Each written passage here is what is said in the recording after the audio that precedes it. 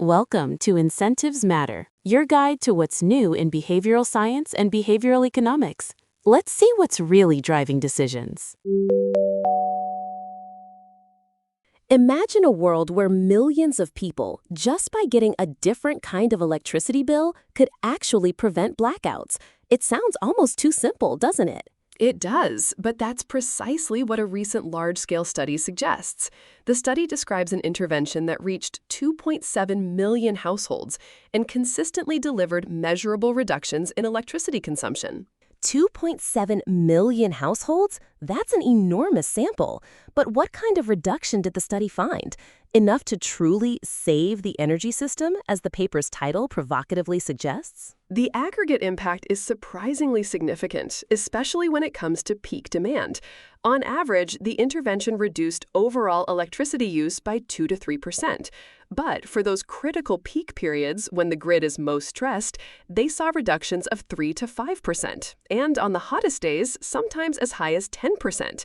That kind of reduction during crunch time can be the difference between stability and widespread outages. So it's not just about saving a bit of energy here and there. It's about shoring up the entire system when it's most vulnerable. What exactly is this intervention? What are these households receiving that makes such a difference? The core of the intervention is what's known as a Home Energy Report, or HER. These are personalized reports, often mailed or emailed, that provide consumers with detailed feedback on their household's electricity usage. The key components are a comparison of their usage to similar homes in their neighborhood, historical usage trends for their own home, and actionable tips for reducing consumption. Ah, the classic social comparison nudge. How do you stack up against your neighbors? It's a powerful motivator. But is it just the social aspect, or is the personalized data equally important? Both play a crucial role. The social comparison element leverages descriptive norms, showing people what others like them are doing. If you see your neighbors are using less, it can motivate you to adjust your own habits. But the personalized data is also critical. It provides a baseline and shows the direct impact of their own behavior over time, helping them identify where they might be able to make changes. The reports also often include what are called injunctive norms, by subtly showing approval for efficient behavior or disapproval for inefficient behavior, typically with a smiley face or frowny face icon. So it's not just you're using more than average, but here's your trend, and here are specific things you could do about it. That makes it much more actionable than just a raw number on a bill. And you mentioned it's persistent. Do these savings last, or do people just revert to old habits after a few months? That's a critical question for any behavioral intervention, and the paper addresses it directly. The researchers found that these effects are remarkably persistent. They tracked households for years and observed that the 2 to 3% average reduction in electricity use continued for at least 2 to 3 years after the initial intervention. There's no significant decay in the effect over time, which is a really strong finding. That's fascinating. Often with nudges, there's a concern about novelty wearing off. So what explains this persistence? Is it that people form new habits, or is the report itself a constant reminder? It seems to be a combination. The reports are typically sent regularly, often monthly or quarterly, serving as a continuous feedback loop and reminder. But the consistent feedback also likely helps ingrain new habits. Once people learn, for example, that adjusting their thermostat by a few degrees or being more mindful of lighting can save energy and money, those behaviors tend to stick. It's like learning to drive more efficiently. Once you're aware of the techniques, you don't necessarily forget them. And the savings, even at 2 to 3% on average, when multiplied by 2.7 million households, start to look like a substantial amount of energy. But returning to that peak demand number, why is a 3–10% reduction during peak hours so much more impactful than a 2 to 3% overall reduction? That's where the saving the grid part really comes into play. The electricity grid isn't designed to handle average demand, it's designed to handle peak demand. Think of it like a highway system. It's not the total number of cars on the road over 24 hours that causes traffic jams, it's the surge of cars during rush hour.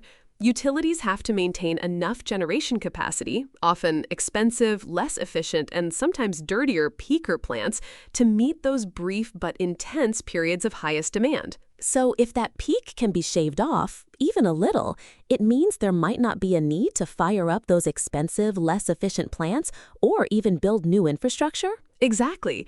Reducing peak demand delays or even avoids the need for costly infrastructure upgrades, new power plant construction, or buying expensive power from other regions during shortages.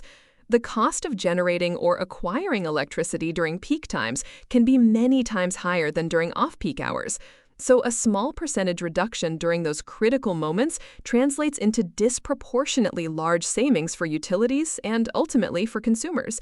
It's a huge win for grid stability and economic efficiency. This leads to the obvious question: how cost-effective is this? If it's delaying multi-billion-dollar infrastructure projects, what does it cost to implement these home energy reports? The study highlights this as one of the most compelling aspects. Home energy reports are incredibly cost-effective. The cost per kilowatt-hour saved is significantly lower than almost any supply-side investment, like building new power plants or even many other demand-side management programs. The infrastructure to deliver these reports, whether digital or physical, is already largely in place. It's essentially leveraging existing communication channels to deliver behavioral insights. So utilities are already sending bills, and with some smart design, those bills, or a companion report, become a powerful tool.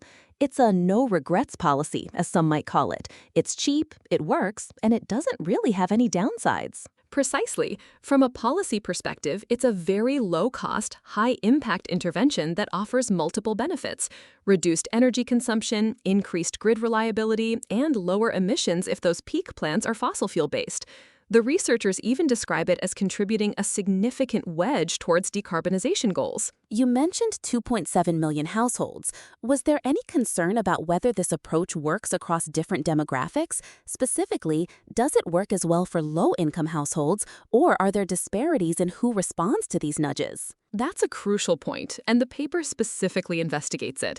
There's often a concern that behavioral interventions might be less effective or even exclusionary for certain demographics, particularly low-income households who might already be highly motivated to save money on energy and have fewer discretionary choices. However, the study found that home energy reports are effective for low-income households. While the exact magnitude of savings might vary slightly, the behavioral response is consistent across income levels. That's important to note, as it pushes back on a common criticism that behavioral science approaches disproportionately benefit certain segments of the population. So it's broadly applicable. Are there any potential boomerang effects where, say, someone sees they're already really efficient and then decides to relax their conservation efforts? The paper doesn't find evidence of a significant boomerang effect. While that's a theoretical concern with social comparison, the design of these reports typically mitigates it.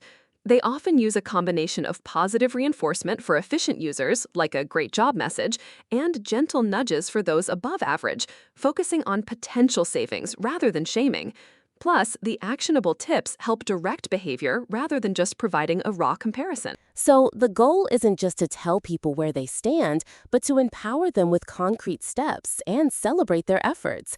Looking beyond just saving energy, what are the broader implications of these findings for grid management and climate goals? The implications are quite profound. In a world increasingly moving towards intermittent renewable energy sources like solar and wind, managing demand becomes even more critical. Home energy reports offer a flexible, dynamic tool to help balance supply and demand. By consistently moderating peak demand, they make it easier to integrate renewables, reduce reliance on fossil fuel peaker plants, and ultimately contribute to a more resilient and sustainable energy system. It's a scalable, proven method for leveraging human behavior in service of a cleaner grid. It really reframes behavioral science from a niche academic pursuit to a practical, large-scale infrastructure solution. So, thinking about all this, what are the most critical takeaways for someone listening? First, small behavioral nudges, when applied at a massive scale, can yield truly significant system-level impacts.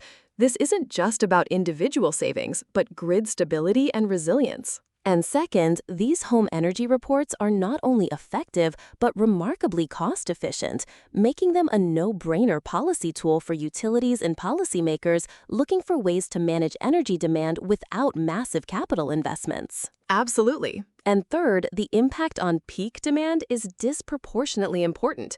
Reducing consumption during those critical hours is what truly helps stabilize the grid and avoid costly, sometimes dirty backup power generation. Finally, the research underscores that these types of interventions can be broadly effective across diverse populations, including low-income households, which is crucial for equitable energy policy. It certainly is.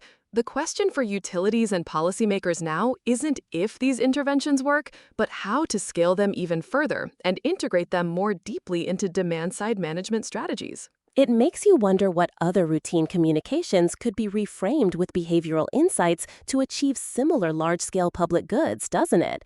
If a utility bill can do this, what else is possible? That's all for this episode of Incentives Matter. Join us next time as we keep unpacking what really drives decisions. Thanks for listening. Choose wisely, or at least know why you didn't.